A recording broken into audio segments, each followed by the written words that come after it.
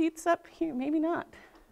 So, all right, so then the tendency to return to childish behavior when stressed out. And I think that, again, that seems like a very normal teen behavior. We know that they have some of the skills that they need to be an adult, but they don't have all of them. And so when they have moments where they're having difficulty or stress, then they're going to return to kind of more sort of immature behavior that doesn't sort of lead to kind of this belief that they can be independent or make their own decisions. I think that that also really plays out, and we need to have a really deep understanding of kind of emotionally what's going on with the kids that we work with as much as we can.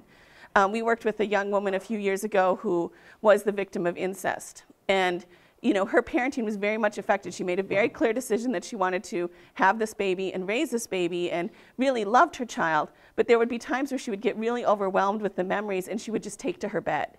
And that I actually think was a very appropriate coping mechanism for her. The challenge is then we need to build the support around her so that when she takes to her bed, she's got the support to watch her child. So she doesn't have kind of the guilt and the fear around that as well.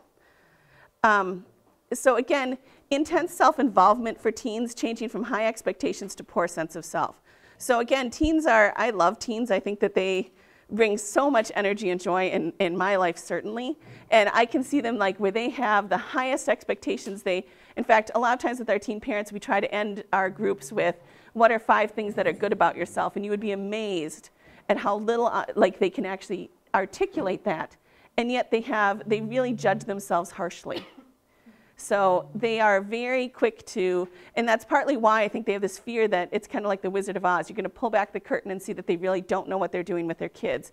And that's why in some ways it's one level of distrust that they have then of the adults in their lives. They're very worried about being normal. And that's the thing we hear